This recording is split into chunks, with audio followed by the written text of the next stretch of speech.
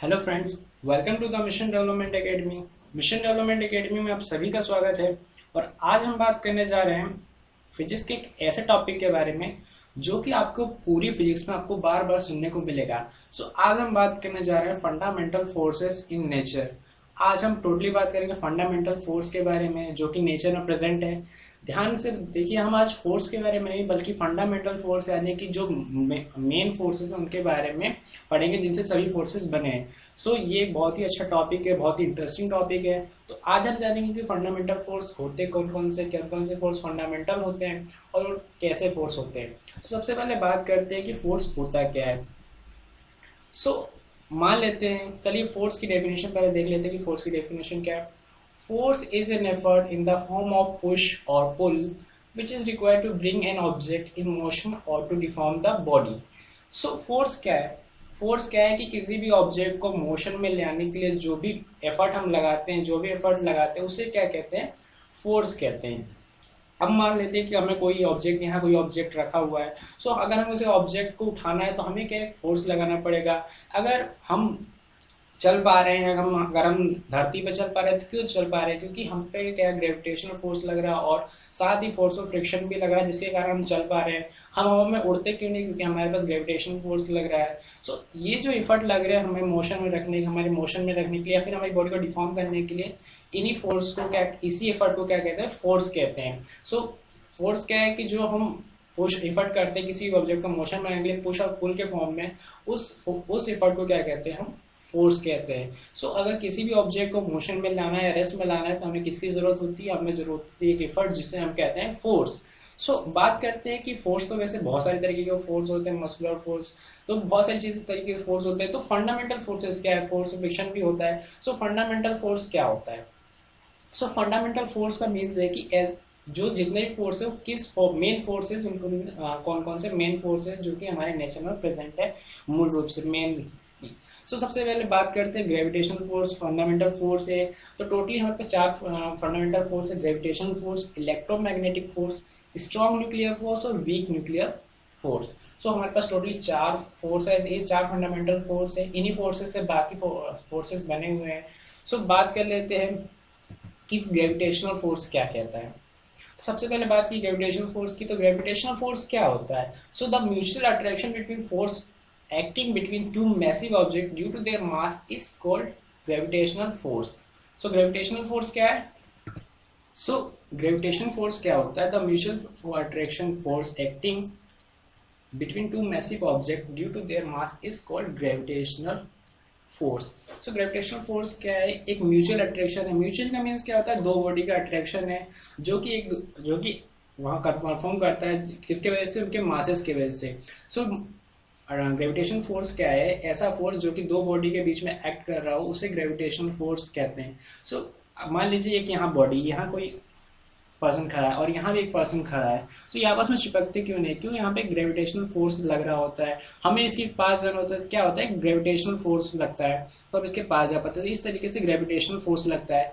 Gravitational force gravity के form में भी लगता है। अगर हम यहाँ से, अगर ये कोई बिल्डिंग है, अगर मान लेते कोई बिल्डिंग है और यहाँ से अगर हम कोई ऑब्जेक्ट नीचे फेंकते हैं तो ऑब्जेक्ट नीचे ही क्यों आता है? क्योंकि वहाँ पे ग्रेविटी लग रही होती है। तो ग्रेविटेशनल फोर्स का वो भी एक पार्ट होता है। इसे ग्रेविटेशनल फोर्स कहते हैं क्योंकि वो किसलिए लगता है कि जो ऑब्जेक्ट उनके मास की वजह से जो उनके बीच में अट्रैक्शन लगता है उसे ही ग्रेविटेशनल फोर्स लगता है। आपको पता है कि अगर आपने ऐसे कोई ऑब्जेक्ट छोड़ा तो उसका कुछ मास होगा और आपको पता है कि धरती का भी मास है। इन दोनों के मास की वजह से उनके बीच में एक अट्रैक्शन लगता है जिसे हम क्या कहते हैं? ग्रेविटेशनल फोर्स कहते हैं। अब बात कर लेते हैं सेकंड फंडामेंटल फोर्स के बारे में जो कि है इलेक्ट्रोमैग्नेटिक फोर्स। इलेक्ट्रोमैग्नेटिक फोर्स क्या होता है?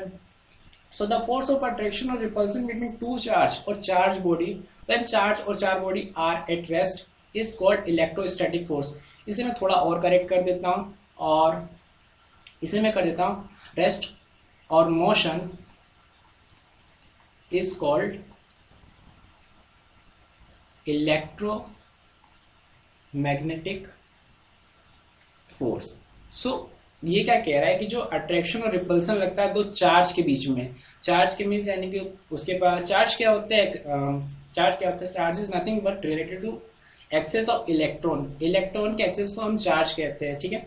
तो इलेक्ट्रॉन के एक्सेस और डिफिशिएंसी को हम चार्ज कहते हैं। सो क्या है कि अगर दो ऐसे अट्रैक्शन फोर्स दो की जो चार्ज के बीच में लग रहे हैं, चार्ज बॉडी के बीच में लग रहा है, चार्ज बॉडी का मीन्स किसी बॉडी पे चार्ज रखा है, मान लेते हैं यहाँ एक बॉडी है, यहाँ पे इसके पास एक्स्ट्रा इलेक्ट्रॉन है, तो इस पे क्या हो जाएगा -1 चार्ज हो जाएगा, और यहाँ कोई एक बॉडी है जिसके पास एक इलेक्ट्रॉन की डिफिशियंसी है, तो उसके पास क्या चार्ज हो जाएगा, +1 चार्ज हो जाएगा।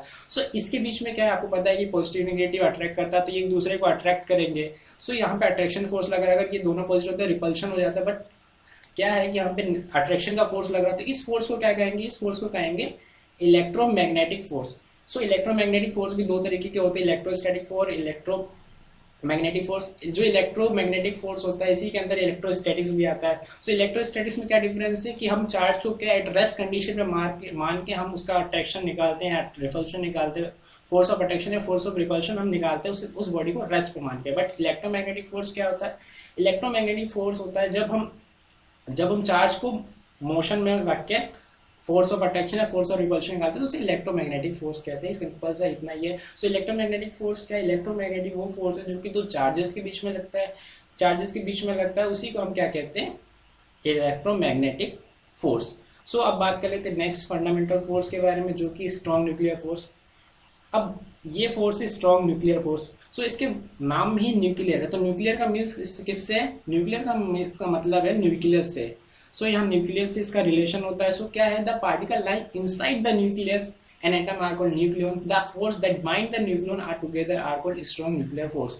अब आपको पता है कि एटम का स्ट्रक्चर कैसा होता है। सो आपको पता है कि एटम का स्ट्रक्चर कुछ ऐसा होता है, बीच में न्यूक्लियस होता है और उसके आजू बाजू उसके साइड सर्कल जैसे सेल होते हैं, जिसमें इलेक्ट्रॉन रहते हैं। सो ये इस न्यूक्लियस के अंदर क्या है, इस न्यूक्लियस के अंदर प्रोटॉन रहते हैं और न्यूट्रॉन रहते हैं। सो इस न्यूक्लियस के अंदर जो भी फंडामेंटल पार्टिकल रहता है, उस फंडामेंटल पार्टिकल को क्या कहते हैं, ये प्रोटॉन और न्यूट्रॉन क्या हो जाएंगे, ये हो जाएंगे न्यूक्लियन, क्योंकि ये न्यूक्लियस के अंदर रह रहे हैं। सो इन दोनों को जो फोर्स इसके न्यूक्लियस पे लग रहा है, जो फोर्स न्यूक्लियस इस प्रोटॉन और न्यूट्रॉन पे लगा रहा होगा, वो फोर्स क्या कहलाएगा, स्ट्रॉन्ग न्यूक्लियर फोर्स, जिसके कारण ये क्या है, प्रोटॉन और न्यूट्रॉन न्यूक्लियस से बंधे हुए थे। जो फोर्स न्यूक्लियस लगाता है उस फोर्स को कहते हैं स्ट्रॉन्ग न्यूक्लियर फोर्स। स्ट्रॉन्ग क्यों कह रहा है, क्योंकि ये प्रोटॉन और न्यूट्रॉन न्यूक्लियस के अंदर है, इसलिए यहाँ पे स्ट्रॉन्ग न्यूक्लियर फोर्स लग रहा है। इलेक्ट्रॉन पे स्ट्रॉन्ग न्यूक्लियर फोर्स कम लगता है, लेकिन फिर भी लगता है। सो प्रोटॉन न्यूट्रॉन पे सबसे ज्यादा फोर्स लगता है, स्ट्रॉन्ग न्यूक्लियर फोर्स लगता है। मैं आपको बता दूं कि जो प्रोटॉन और न्यूट्रॉन पे जो न्यूक्लियर फोर्स होता है सबसे स्ट्रॉन्गेस्ट फोर्स होता है, ये जो फोर्स होता है सबसे स्ट्रॉन्गेस्ट फोर्स होता है, और ये माइक्रोस्कोपिक लेवल का फोर्स होता है, मीन्स इसे आप नेक्ड आई से नहीं देख सकते। इससे पहले जो ग्रेविटेशन फोर्स था उसे आप ऑब्जर्व कर सकते हो, कोई बॉडी नीचे गिरी तो ग्रेविटेशन लग रहा है, कोई दूसरी बॉडी अटैक करी ग्रेविटेशन फोर्स लग रहा है, इसे आप देख सकते हो।